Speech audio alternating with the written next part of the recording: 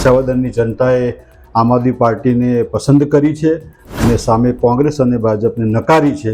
વિસાવદરની જનતાએ જે ચુકાદો આપ્યો છે એ ગુજરાતની જનતાનો ચુકાદાની શરૂઆત છે અને ત્યાંના ખેડૂતોનો વિજય થયો છે. આજે અમને ખૂબ જ અભિનંદનની વર્ષા થઈ રહી છે. કોંગ્રેસ પાર્ટી વિશે ટીકા ટિપ્પણી કરવાનું મને બહુ વ્યાજબી નહીં લાગતું અને રાહુલ ગાંધી પણ ગેરમાર્ગે દોરાઈ રહ્યા છે. ગુજરાત યુવા પેઢી પણ આમ આદમી પાર્ટી પ્રત્યે આકર્ષિત થશે.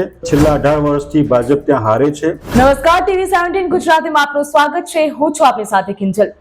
જો વાત કરીએ તો આજે વિધાનસભાની પેટા ચૂંટણીમાં આમ આદમી પાર્ટીના ગોપાલ ઇટાલિયા જંગી બહુમતથી જીત મેળવી છે. 17,000 થી પણ વધુ મતોથી તેમણે જીત મેળવી. આપના કાર્યકર્તાઓમાં ખુશીનો માહોલ જોવા મળી રહ્યો છે. તો આપણી સાથે હાલ આપના સૂર્યકાંત ડાભી જોડાઈ ચૂક્યા છે. તેમની જોડે સીધી વાત કરીશું, તેમની પ્રતિક્રિયા જાણીશું. ચોક્કસ આજે આમ આદમી પાર્ટીના રાષ્ટ્રીય નેતા અને દમદાર નેતા ગોપાલ ઇટાલિયાની 17,581 કરતાં વધુ મતોથી વિજય થયું છે. વિસાવદરની જનતાએ આમ આદમી પાર્ટીને પસંદ કરી છે અને સામે કોંગ્રેસ અને ભાજપને નકારી છે. એટલે આ સંજોગોમાં આજે આમ આદમી પાર્ટીના કાર્યકર્તાઓમાં ખૂબ જોમ જુસ્સો અને લાગણી જબરજસ્ત રહી છે અને આવનારા દિવસોમાં પણ આ જ લાગણી બરકરાર રહે એવી આજના તબક્કે આશા રાખું છું. સૂર્યકાંતભાઈ, જો વાત કરવામાં આવે તો આ જે રાજકીયમાં છે એ ગરમાવો આવ્યો છે, નવો વળાંક આવ્યો છે, શું કહેશું? ચોક્કસ આ વિસાવદરની પેટા ચૂંટણીને આપણે ખાલી વિસાવદર પૂરતી ન રાખીએ અને એને મોટા પરિપ્રેક્ષમાં જોઈએ તો 2027ના પરિપ્રેક્ષમાં જોઈએ તો વિસાવદરની જનતાએ જે ચુકાદો આપ્યો છે એ ગુજરાતની જનતાનો ચુકાદાની શરૂઆત છે.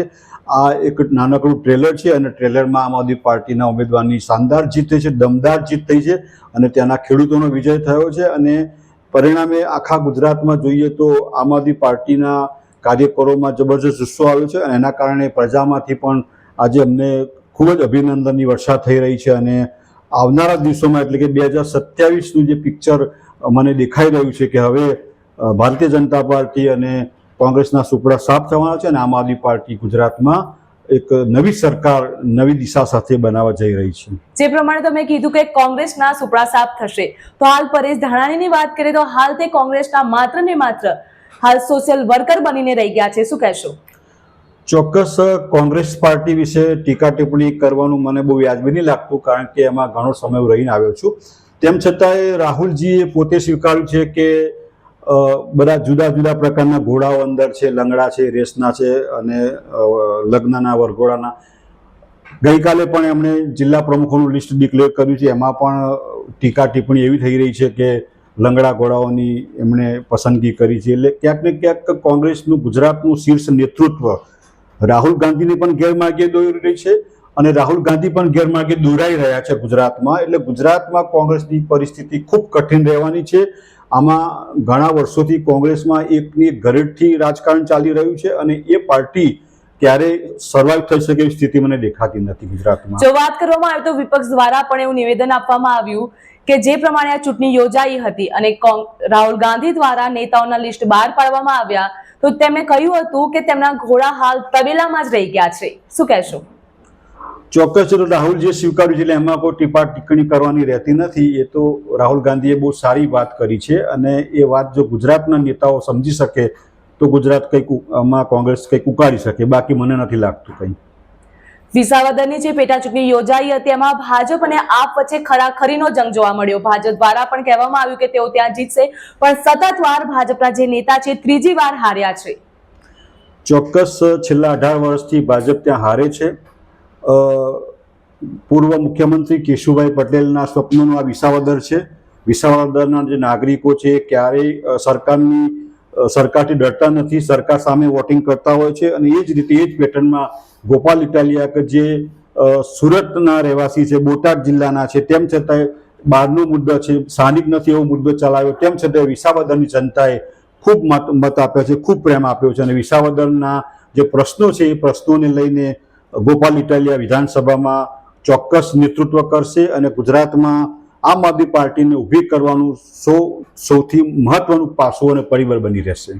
જો વાત કરવામાં આવે તો હાલ જે ગુજરાતની જનતા છે તે ભાજપ ઉપર વધુ વિશ્વાસ કરી રહી છે, ત્યારે હાલ અમુક જે હાલ યુવા પેઢી છે એ આમ આદમી પાર્ટી તરફ પણ જઈ રહી છે, તેના વિશે શું કહેશો? યુવા પાર્ટીને હાલ આપ ઉપર વિશ્વાસ આવ્યો છે? ચોક્કસ ભારતીય જનતા પાર્ટીનું છેલ્લા 28 વર્ષથી ગુજરાતમાં શાસન છે અને જે મતદારોએ 20 વર્ષ પહેલા વોટ આપ્યા આજે 40ની ઉંમરના થઈ ગયા છે. એમણે ભાજપના વહીવટને જોયો છે, ભાજપની પરિસ્થિતિને જાણી શકી છે, ગુજરાતના વિકાસને જોઈ રહ્યા છે, ગુજરાતના પ્રશ્નો જોઈ રહ્યા છે, ગુજરાતની પ્રજાનું માનસ જોઈ રહ્યા છે.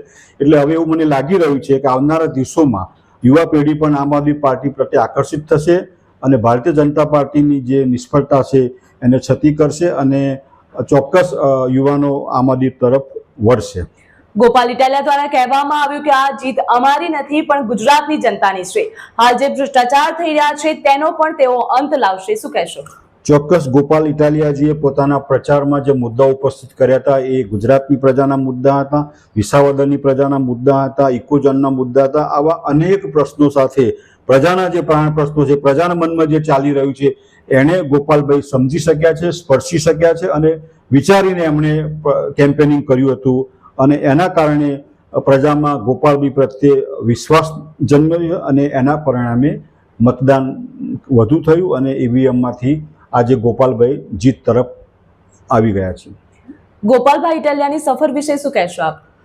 ગોપાલ ઇટાલિયા ક્રાંતિકારી નેતા છે, આમ આદમી પાર્ટીનો મુખ્ય ચહેરો છે અને આવનારા દિવસોમાં પણ આમ આદમી પાર્ટીના જે શીર્ષ નેતૃત્વ છે એમાંનો એક મુખ્ય ચહેરો છે અને ગોપાલભાઈ વિધાનસભામાં હવે 5 ધારાસભ્યો થયા એટલે 5 પાંડવો સામે અમારી કૌરવનું લડવાનું છે અને આ 5 પાંડવો કૌરવ સેનાને વખતે હરાવશે. 2027નો જંગ ગાંધીનગરમાં થશે અને આ જ ગાંધીનગરમાં આપણે જ્યાં બેઠા છીએ T17ની ઓફિસની નજીકમાં જે 1 કિલોમીટર દૂર છે વિધાનસભા, એમાં વિધાનસભામાં આમ આદમી પાર્ટીનો ઝંડો લહેરાશે. હવે આગળની રણનીતિ શું હશે આમ આદમી પાર્ટીની, જે પ્રમાણે હાલ ધીરે ધીરે આમ આદમી પાર્ટી ગુજરાતમાં આગળ વધી રહી છે? આમ આદમી પાર્ટીની રણનીતિ ચોક્કસ નક્કી છે. અત્યારે ગુજરાતના પ્રભારી ગોપાલરાયજી છે જે દિલ્હીના વરિષ્ઠ નેતા છે, ધારાસભ્ય છે અને પૂર્વ મંત્રી પણ છે. એમણે છેલ્લા 4 મહિનાથી જે કેમ્પેનિંગ સંભાળ્યું છે, જે મેનેજમેન્ટ પાર્ટીનું કર્યું છે અને પાર્ટીમાં જે જોમને જુસ્સો પૂરો પાડ્યો છે એ જોતાં મને એવું લાગે છે કે દિલ્હીનું નેતૃત્વ પણ ગુજરાત તરફ મીટ માંડીને બેઠું છે. દિલ્હીથી પણ ટીમ આવી છે, ગુજરાતની પણ ટીમ કામ કરી રહી છે અને આવનારા દિવસોમાં આમ આદમી પાર્ટીના સંગઠન નિર્માણનું કામ હવે મુખ્યત્વે રહેશે અને સંગઠન નિર્માણમાં તાલુકા, વોર્ડ અને ગ્રામ દીઠ સંગઠન ઊભું થઈ રહ્યું છે અને એમાં આમ આદમી પાર્ટી કમર કસી રહી છે અને આવનારા દિવસોમાં સંગઠન નિર્માણની પ્રક્રિયા પૂર્ણ થશે. જી સૂર્યકાંતભાઈ, TV17 ગુજરાતીમાં જોડાવા બદલ આપનો આભાર. Thank you very much. હાલ જે પ્રમાણે આપણે વાત કરી છે, ગુજરાતમાં આમ આદમી પાર્ટીનો ડંકો વાગી રહ્યો છે. વિસાવદરની જે પેટા ચૂંટણી યોજાઈ હતી એમાં આપના નેતા ગોપાલ ઇટાલિયા જંગી બહુમતથી જીત્યા છે. TV17 ગુજરાતીમાં હાલ બસ આટલું જ.